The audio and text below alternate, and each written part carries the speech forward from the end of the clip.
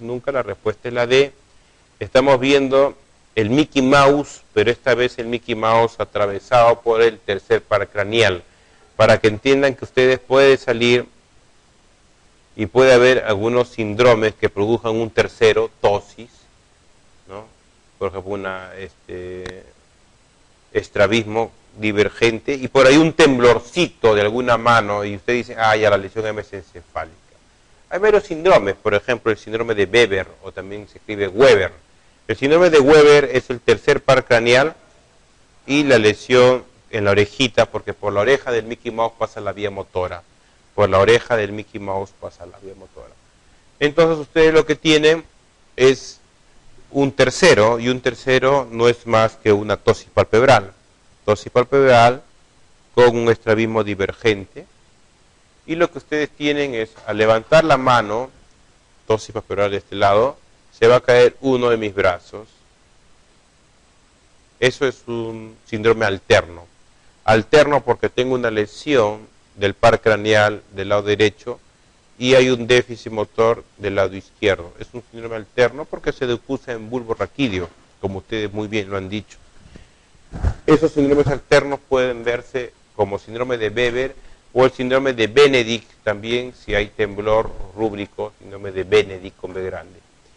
Son síndromes alternos que poco a poco lo vamos a ir viendo en el curso en general de neuroanatomía, neurofisiología y neurología clínica.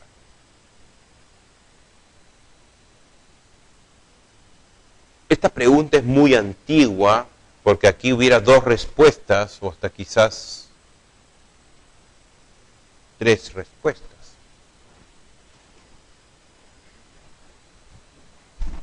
Es una pregunta muy antigua. No creo que venga ya esta pregunta, porque antes se creía que el lóbulo temporal era el lóbulo exclusivo de la memoria. Eso ya no es así. Si ustedes quieren saber dónde está la memoria está en la sustancia gris.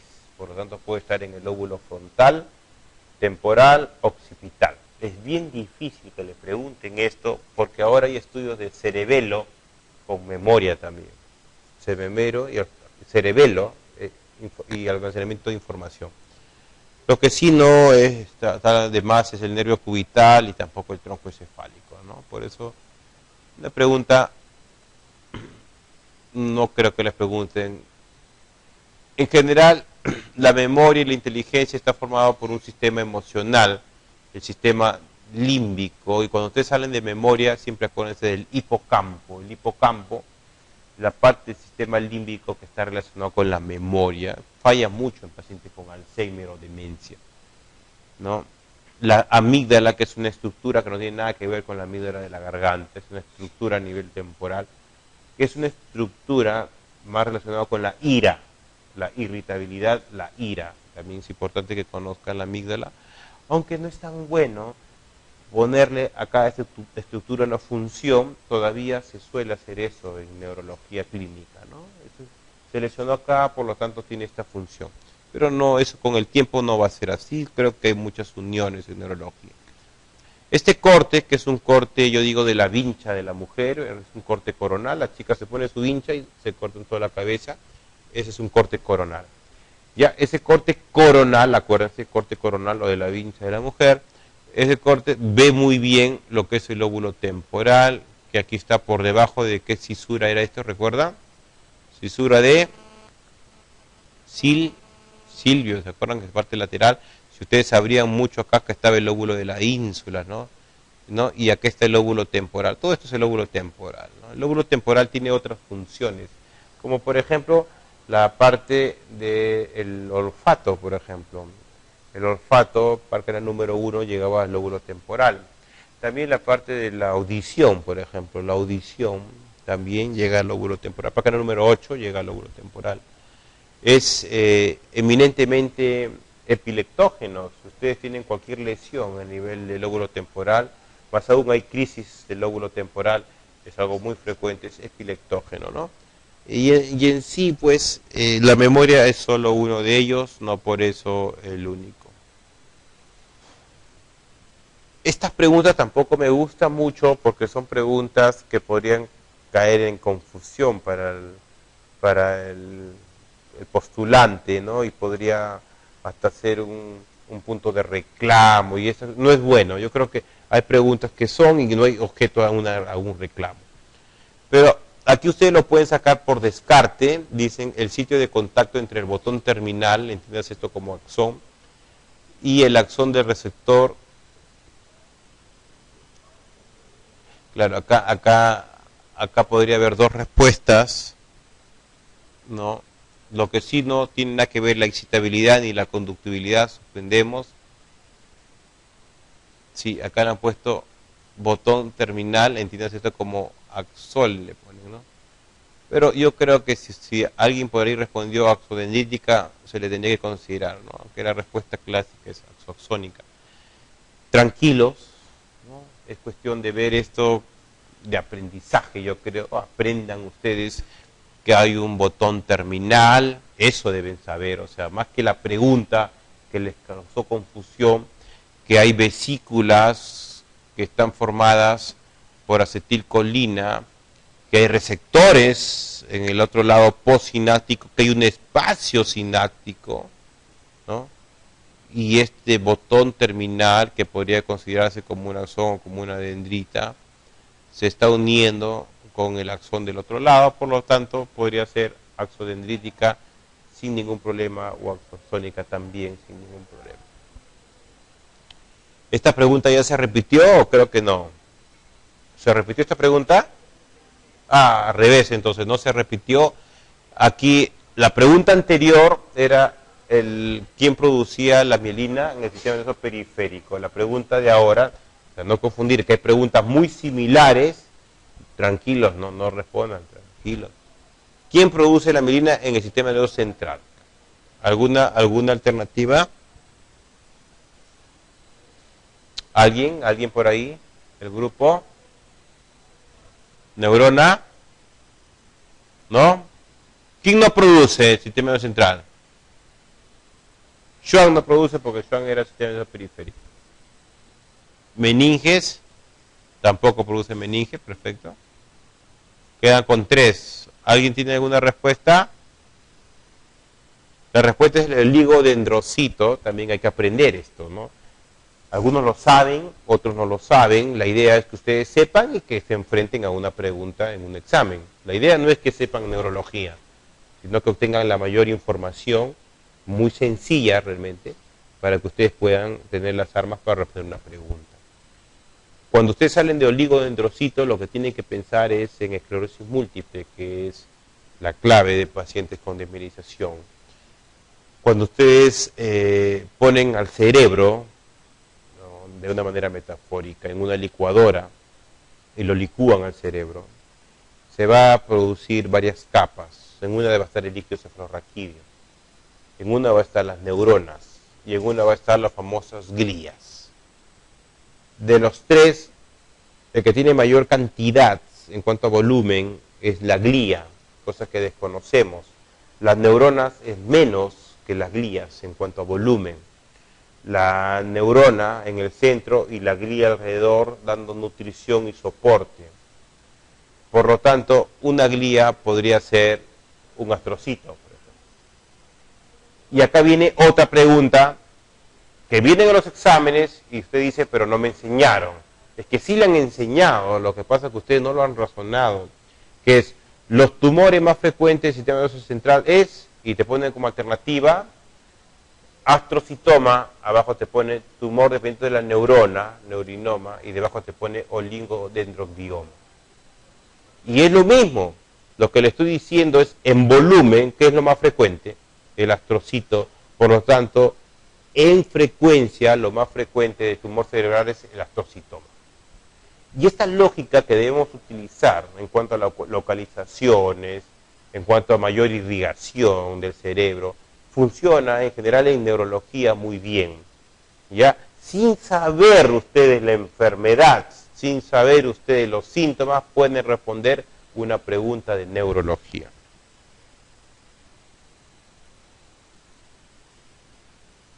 Muy bien, la conducción normal es una conducción saltatoria a través de los famosos nódulos de Rambier. Nódulo de Rambier que produce que la la velocidad sea la adecuada frente a un estímulo. Si esta deminización sucede como en la esclerosis múltiple, este impulso se ve disminuido porque hay una muerte de los oligodendrocitos y por lo tanto de la producción de mielina a nivel central. Esta produce como una cicatriz o esclera, es por eso la palabra esclerosis, y sucede en varios lugares múltiples. Oligodendrocito, que es la célula formadora de mielina en el sistema nervioso central. Miren cómo lo cubre la mielina.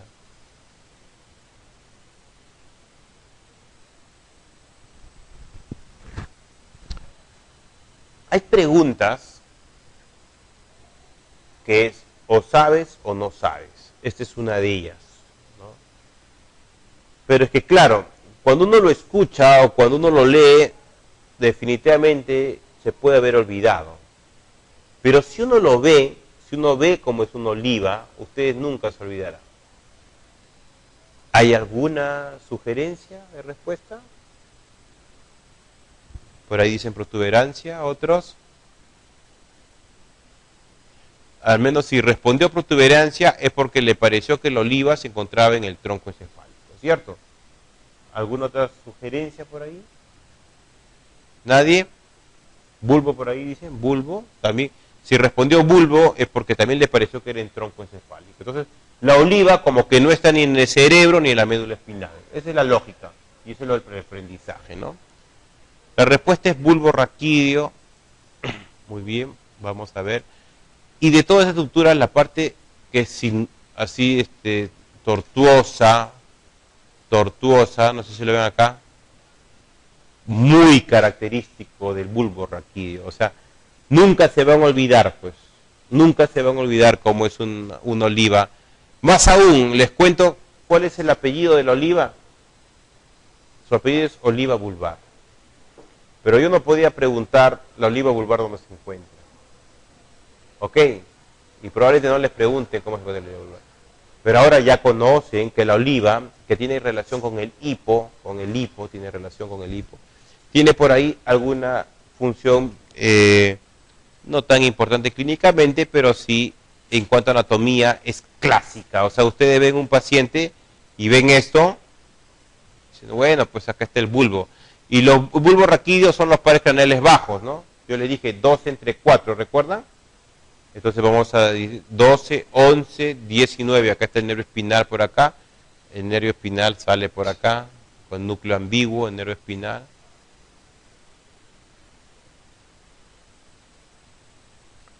Muy bien. Hay preguntas que ustedes no saben, pero tienen que descartar. O sea, descartar es lo que ya, pues, por ahí, no sé, me suena, esto es otra cosa, ¿no? El núcleo olivar, sí, el olivo es alguna pregunta, ¿sabías o no sabías? Pero esta pregunta es una pregunta que tienen que descartar si es que no conocen.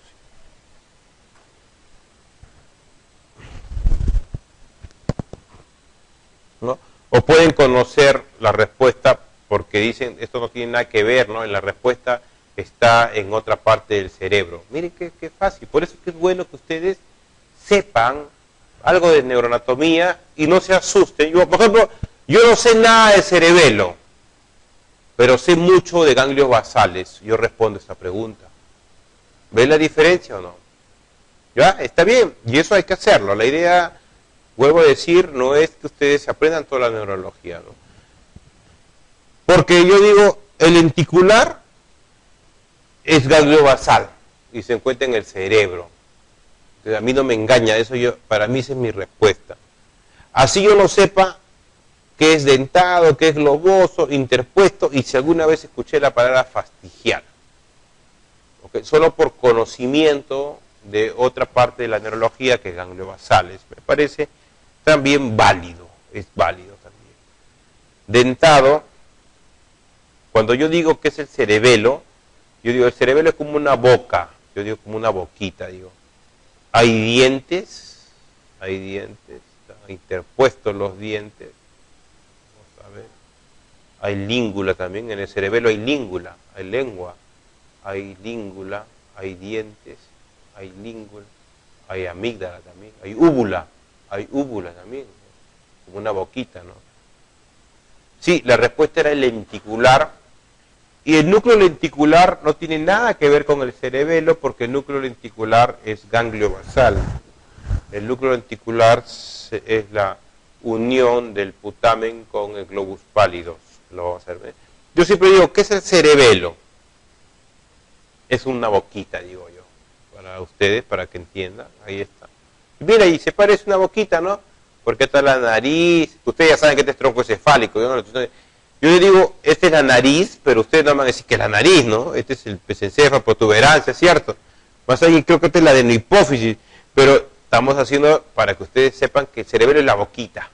En la boquita ustedes pueden encontrar diente, núcleo dentado, está globoso los cachetitos, pueden encontrar ustedes língula, úvula, pueden encontrar, muy bien, están los ojos.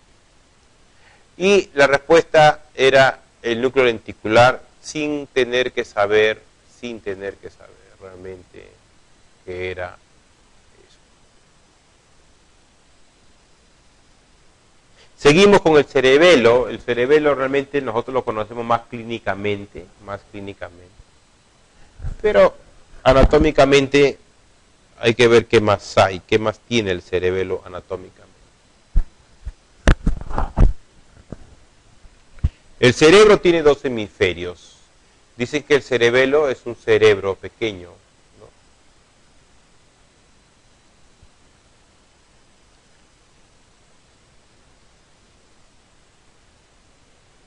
Por ejemplo, hay que saber lo que son hemisferios, lo que son cisuras, lo que son lóbulos, lo que son pedúnculos, lo que son pliegues. Si ustedes conocen estos términos, ustedes responden la pregunta. Hemisferios, cisuras, lóbulos, pedúnculos y pliegues. ¿Alguien tiene alguna respuesta? La C por ahí dicen. ¿Otro? Muy bien. Yo no sé lo que es lóbulo, no sé lo que es pedúnculo, por ejemplo, pero sí sé lo que es pliegue, respondería, porque los pliegues son las hojas del cerebelo. Y estos que está acá son pliegues, miren. Entonces, ahora sí, no tiene 4 pliegues, ¿no? Ah, ¿cómo lo ven la diferencia? ¿Tiene 2 hemisferios? Sí, tiene 2 hemisferios. 2 cisuras mayores, también. 3 lóbulos, vermis, hemisferios. Acá lóbulos no. Aquí lo vemos una lesión a nivel cerebelosa. Acá tenemos una estructura que tiene forma del bulbo raquídeo y acá están los pliegues o también llamados hojas. Le dicen por eso el árbol de la vida o como hojas de Biblia también. Son los pliegues, tiene muchos pliegues, no tiene 4 pliegues. Y lo que sí sabemos del cerebelo es que les va a producir a ustedes la famosa ataxia. Ataxia significa una alteración en la marcha por estabilidad mala, ¿no? Y esto se ve en el síndrome del lóbulo flóculo nodular, que es la parte inferior, flóculo nodular. Este es el flóculo nodular acá. Por eso que yo siempre digo que el cerebelo es como un ser humano.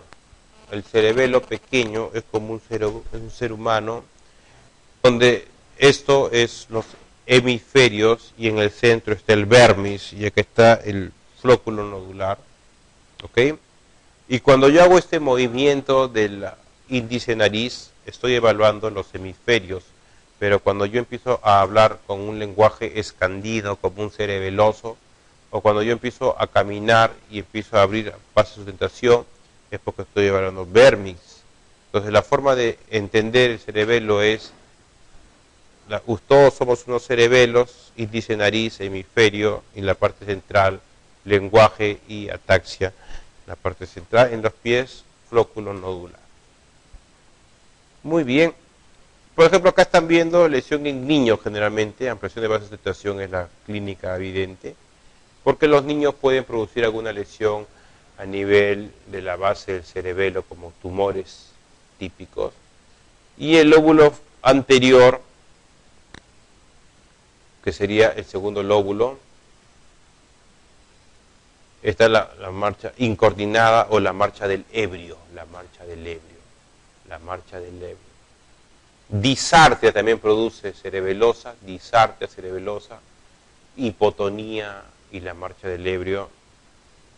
Y esta es la marcha típica del cerebelo con ampliación de la base de sustentación, diferente a una marcha polineuropática en Stead-Pash, como están viendo acá, en Stead-Pash, y una marcha sensitiva taconeante como lesiones de la tabes dorsal.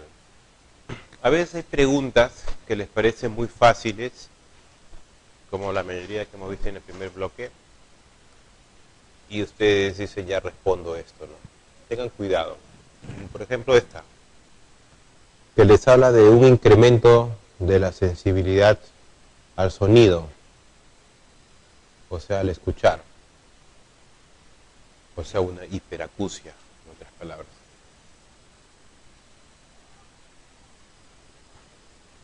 Podría suceder si hay algún daño en algún nervio. Y ustedes cuando tengan lesión de oído, ustedes piensan en un par craneal, ¿no? Y ustedes responden. ¿Alguna sugerencia?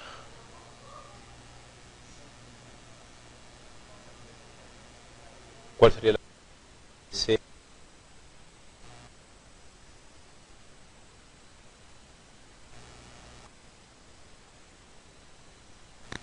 Cuando ustedes hablan de escuchar, hay o hipoacusia o hiperacusia.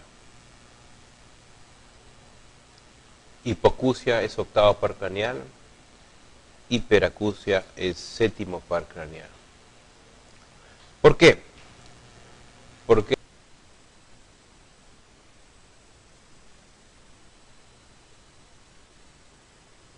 del músculo del estapedio y va a producir hiperacusia, una parálisis de Bell o una parálisis facial.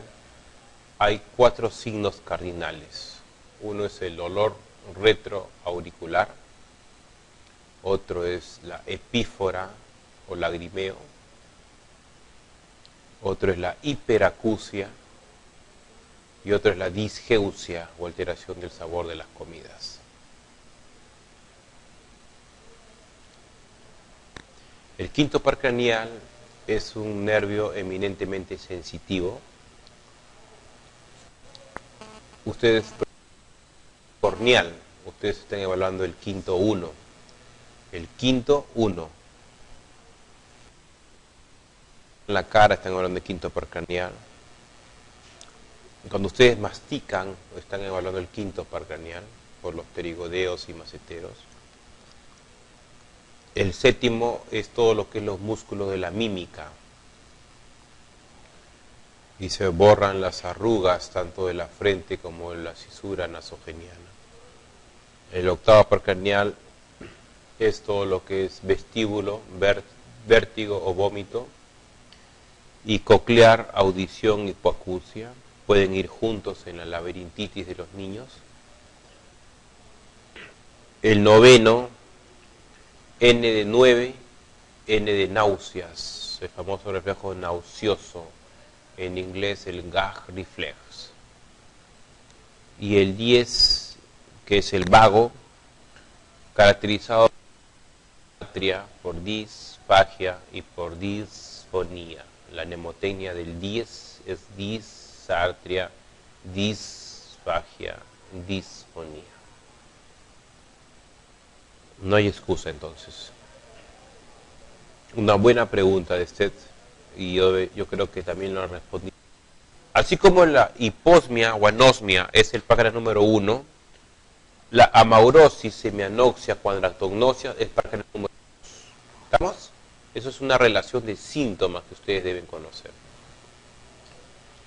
Aquí les hablan de una hemianoxia homónima, que de repente ni entendamos el término que es homónima, pero sí hemianoxia porque se pierde la mitad de un campo visual.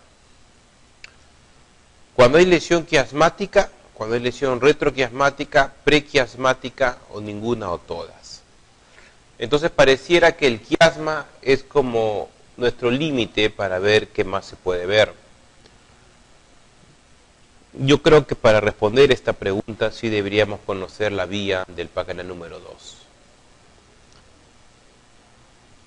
Cuando hay lesión quiasmática, generalmente es lesión de la adenohipófisis. Cuando hay lesión prequiasmática, o sea, antes del quiasma, generalmente hay amaurosis, o sea que la prequiasmática se nos estaría yendo. La quiasmática generalmente se va cerrando nuestro campo visual y produce una hemianoxia bitemporal, pero es heterónima. Cuando es homónima, lo que estamos viendo es que es detrás del quiasma, se llama retroquiasma.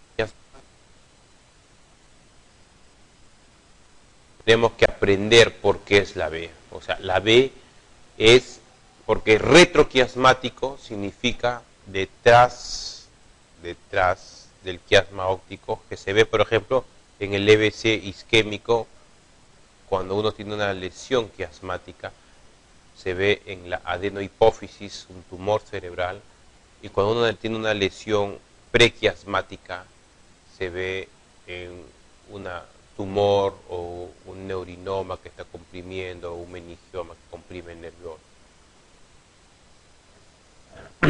Muy bien. La 23 ya la podríamos responder. Esto es una pregunta del MIR, no es una pregunta de STET. Muy sencilla, muy fácil, porque ustedes ya saben cuál es la respuesta. La explicación por la cual una persona, al levantar la mano derecha, está usando parte del hemisferio izquierdo, es por la decusación de las vías motoras. ¿En qué nivel? ¿Todos? ¿Cómo van todos? ¿La promoción? Claro, tienen que ser promoción ustedes. Bulbo, eso ya debe ser algo de cajón ya. Se decusa en bulbo raquídeo el 90% de las vías, se llama decusación, cruce de las vías motoras.